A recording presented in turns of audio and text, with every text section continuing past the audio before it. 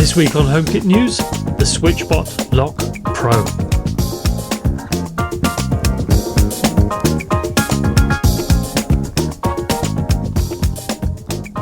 Welcome back everybody. Today's video is for the Switchbot Lock Pro, and I think it's fair to state from the beginning that this is not HomeKey compatible, at least not yet. Moving on, this is the packaging for the lock itself, and very nice it is too, with a line drawing of the lock on the front. I'll also be looking at a couple of accessories for the device, but aside from the name on the side of the box and some specs on the back, there's not a lot to see. The lock comes in a deadbolt version, mostly for North American homes, which is the one I'll be looking at today, as well as a model designed for Euro cylinder locks, commonly found in Europe. Whilst they look the same, they do have different fittings however, so don't buy one thinking it'll work with either. I'll also be testing out the Keypad Touch, which also works with Switchbot's other smart lock, seen here. For smart home connectivity, you will need one of Switchbot's hubs, either the Hub 2 or the new Hub Mini, both with Matter support. There's lots to unpack, so starting with the Lock Pro, we get a mounting bracket, some bolts and hex screws for securing the lock to the door, as well as some tools and a range of adapters for most lock types. For the optional Hub Mini, you get a USB cable, a Matter code, the user manual, and the all-important Matter Hub Mini. Finally, for the keypad, which I consider an important optional add-on, there are tons of fittings as well as batteries and even an NFC card, so as you can see there are quite a few ways to control this new lock.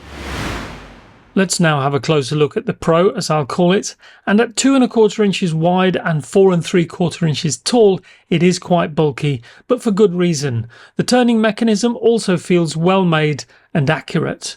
It's quite deep too at 3⅓ inches, however it does feel robustly made all round. Most of the outside of the body is made of plastic with a kind of a matte finish, and the back reveals the area where it controls your lock mechanism, whether that's a key or a thumb turn. Powering the motor are 4 provided AA batteries held in a special cradle, which does look well designed. Now the battery cradle is held in place with these 2 special tabs, so if these do happen to snap off, the lock is going to be unusable, unfortunately. If you want, you can also go for the optional purchase of a dual power pack. There are a few reasons why this might be a good purchase option, one of which allows you to recharge them via a USB-C port, as well as work on just one set, which I'll demonstrate later. I'm going to fit the Pro to an inner door as my outside door already has a smart lock. All I need to do is replace the thumb turn, which makes installation quite easy. This is done with the help of a mounting plate shown here, which essentially replaces the thumb turn and secures the door's deadbolt via a pair of screws. You also get 3 adapters for the different types of lock tail pieces. In my case, I need adapter number 1, which fits over the top of said tailpiece quite easily.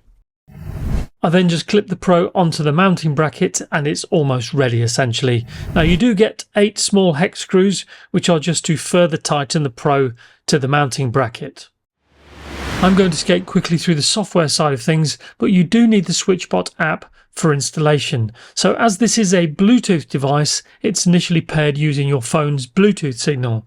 As is typical, the installation asks you to assign the lock to a room as is normal, followed by calibration instructions. In my case, as this is on an internal door, I initially didn't want to install the magnet that helps with the auto lock feature.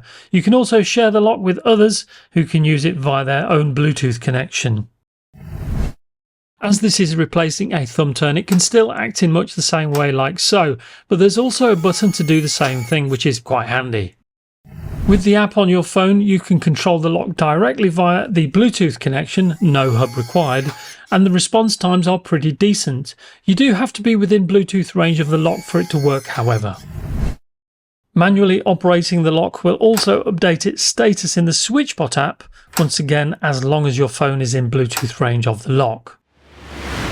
So why would you want a hub? Well, for smart home connectivity, of course. This is the optional Hub Mini with Matter, and although it's quite basic, it does have a built-in IR blaster that exposes such devices to HomeKit too. I've added the hub to the Switchbot app, and so I first have to add it to Apple Home using Matter, then connect the lock to the hub, so it's all exposed to Apple Home. If we now look in Apple Home, you can see the Pro is showing up as expected.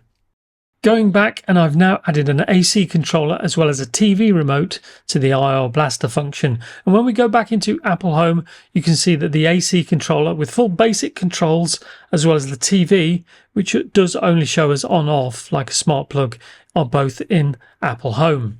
If we go into the box room, you can also see I've added a temperature and humidity sensor to the hub, which is also exposed to Apple Home, simply listed as Matter accessory for now for both the temperature and the humidity sensor. Let's now just test the lock quickly in Apple Home. And as you can see, the response times are still pretty good, although not all the time, as I'll mention in the pros and cons section. I've now got the rechargeable battery packs installed, and you can actually run the lock on just one set, allowing the other to be recharged without affecting lock functionality. You can also check the individual charge status of each of the battery packs, with standard batteries also showing their collective status. Onto the Keypad Touch now, which expands control of the lock to a large degree.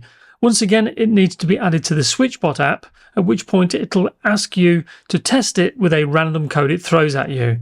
After that, you can set up your own passcodes between 6 and 12 digits or generate a random one, which is useful for the lazy amongst us.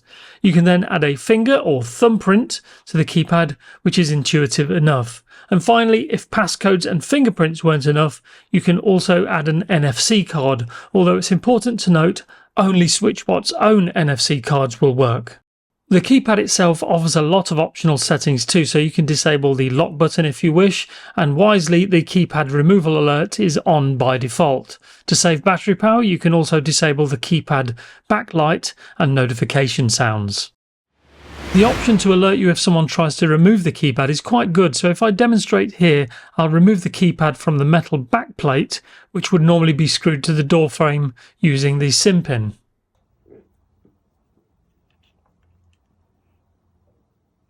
As soon as I do so, the keypad emits an alarm. It's not massively loud, but it should temporarily surprise the would-be thief.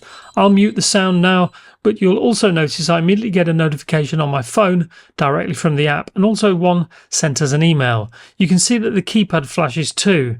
I can stop the alarm and of course also temporarily disable this tamper feature if I want to change the batteries, for example. So let's test the ways in which the keypad works. And as you can see, the Pro is actually locked right now. I'll start by using a registered thumbprint, and that works pretty well with a very minor delay, but nothing worth complaining about. I'll just lock the door again using the lock button on the keypad, although if you opt to use the included magnet, you can have it so that the Pro automatically locks once the door is closed. This time I'll use the NFC card, which once again is just as responsive as the fingerprint sensor. In fact, this method is probably more reliable as it can't misread the card in the way a print might be able to. Finally, I'll test a passcode, and although tapping in the code is going to take a little bit more time, it still seems pretty reliable. And unlike an NFC card, these codes are free to share. You also have unlock options in both the Switchbot and Apple Home apps, of course. On to the pros and cons. So first off, this is really easy to install. So this is going to be good news for those in rented accommodation primarily. It is a Matter device in as much as it exclusively uses Matter via the hub for connection to things like HomeKit, although you can still use legacy methods for Amazon and Google, for example.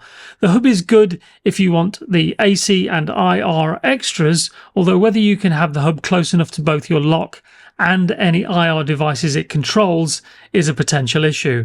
I will also say the build quality is pretty damn good, so I'm glad to see that they've taken the time to make it look and feel sturdy. It doesn't have Apple HomeKey, although I've found with a fingerprint sensor it really doesn't matter too much, but we'll see if the forthcoming Aqara U200 somehow makes this possible. As it uses Bluetooth, like so many other smart locks, it begs the question, why didn't they just make it HomeKit compatible without the need for a hub? So that's a bone of contention for me. And finally, as with my Nuki lock I used for a couple of years, it would initially take up to 10 seconds to wake up and show us online, which isn't the end of the world, but when it's connected to a hub that uses Wi-Fi, it's not what I'd like to see.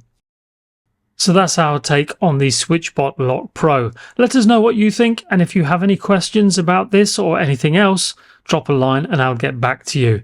In the meantime, thanks for watching, and if you haven't done so already, please like, share and subscribe.